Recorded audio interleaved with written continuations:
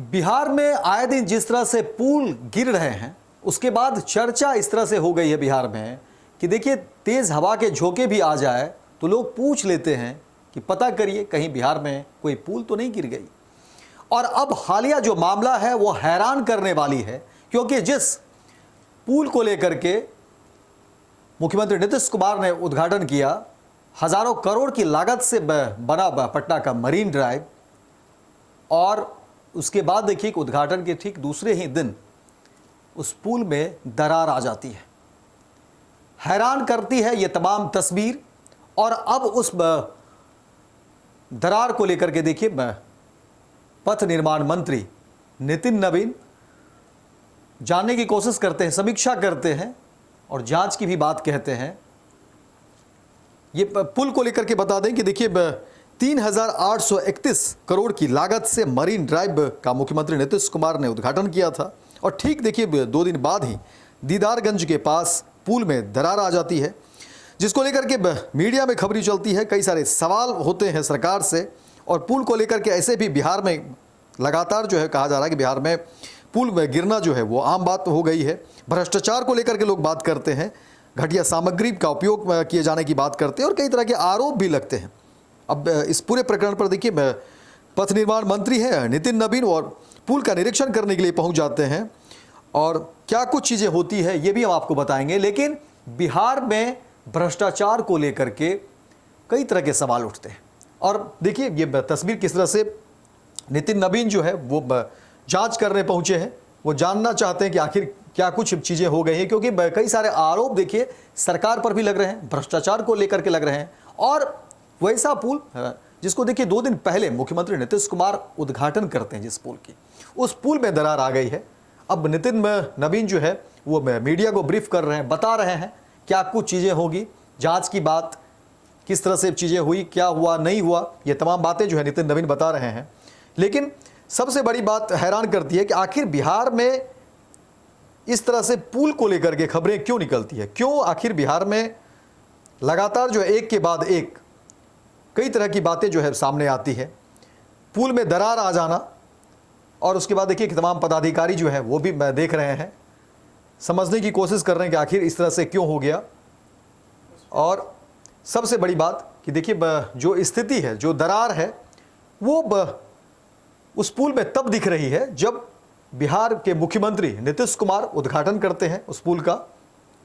उसके बाद देखिए कि ये चीज़ें जो है दिखती है और हैरान करती है कि आखिर 2 दिन महज उद्घाटन का हुआ, और उसके बाद ये इतनी बड़ी दरार उस पुल में।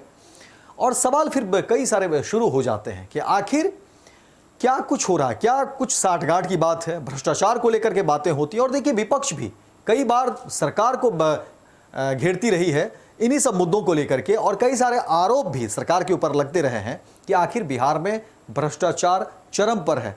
कोई भी एक कागजात आप एक टेबल से दूसरे टेबल पर भिजवाना हो, पहुंचवाना हो, काम करवानी हो, तो आपको मोटी रकम देनी होती है।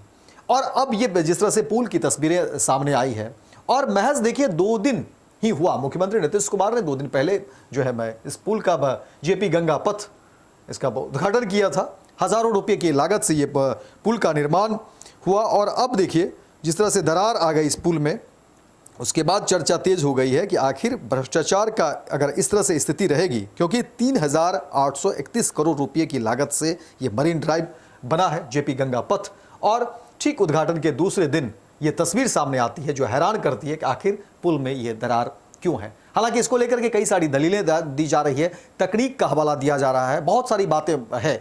लेकिन सवाल ये भी है कि देखिए जब मीडिया में खबरें चली तो ठीक दूसरे दिन आकर के उसको पाटने की कोशिश की गई, उसको भरने की कोशिश की गई, और ढकने की कोशिश की गई। तो अगर मान के चलिए कि वो तकनीक का हिस्सा है, तो फिर उसको ढकने की बात क्यों उसको छिपाया जा रहा है, ये तमाम बातें हैं। अब जवाब देखिए जो तमाम पदाधिकारी हैं उनको देना है। जाहिर तौर पर ये जांच का विषय है, जो तकनीक से जुड़े हुए लोग हैं वही माकूल बात बता सकते हैं कि आखिर इस दरार के पीछे की क्या है कहानी, क्या है सच्चाई। लेकिन बिहार में पुल गिरना, पुल का टूट जाना, पुल का दरक जाना, और पुल में इस तरह की दरार आ जाना, ये कोई नई बात नहीं है। और अब देखिए नितिन नवीन जो है वो आते हैं, समीक्षा करने की बात करते हैं, जांच की बात कर रहे हैं, जानने की कोशिश और तकनीक का हवाला, तो ऐसे में कई सारे सवाल एक बार फिर से खड़े होते हैं।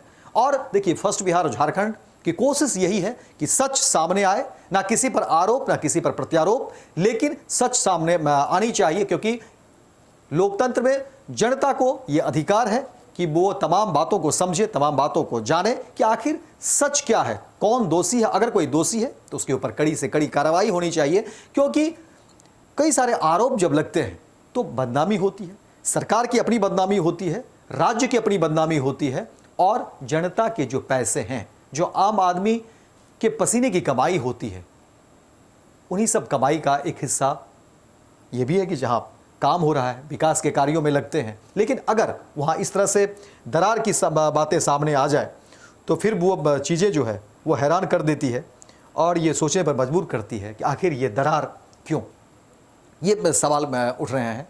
हालांकि पथ निर्माण मंत्री औचक निरीक्षण तमाम चीज़ों की समीक्षा की बात कर रहे हैं। देखना दिलचस्प होगा कि इस पर क्या कुछ चीज़ें निकल कर सामने आती हैं, लेकिन ये कोई पहली घटना नहीं है। बिहार में दरार को लेकर के, पुल के गिरने को लेकर के लगातार कई सारी खबरें आती है, भ्रष्टाचार को लेकर के बातें कही जा रही है, शिकायतें कई हैं, अंबार है शिकायतों की।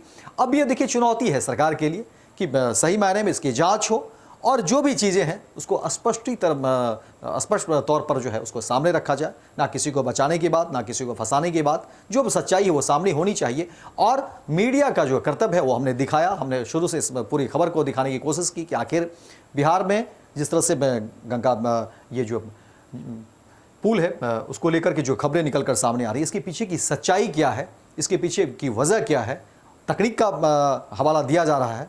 फिलहाल बातें जो है जांच की है, जांच में जो चीज़ें सामने आएगी वो भी खबरें हम आपको दिखाएंगे। लेकिन एक बार फिर से ये पूरा मामला जो है सियासी भी हो चुका है, राजनीति भी जमकर हो रही है, लेकिन सरकार संज्ञान में लेती हुई दिख रही है और जांच की बात सामने आ रही है। तो फिलहाल इस खबर में इतना ही, दीजिए इजाजत, लेकिन दिन भर की तमाम खबरों को देखने के लिए आप देखते रहिए first Bihar Jharkhand. Panorama group, जो सोचता है वो करता है, आपके अपने सपनों का आशियाना।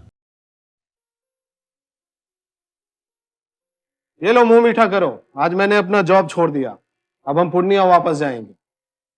जॉब छोड़ दिया है?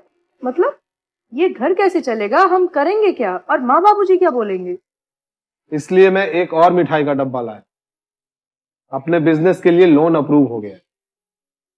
अरे लोन अप्रूव हो गया वो तो ठीक है, लेकिन पूर्णिया में हम रहेंगे कहाँ? अपना घर भी तो नहीं है वहाँ। इसलिए तो एक और मिठाई का डब्बा अलग से लाया हूँ। हमने पूर्णिया में घर ले लिया है, पूर्णिया के ई होम्स पैनोरमा में।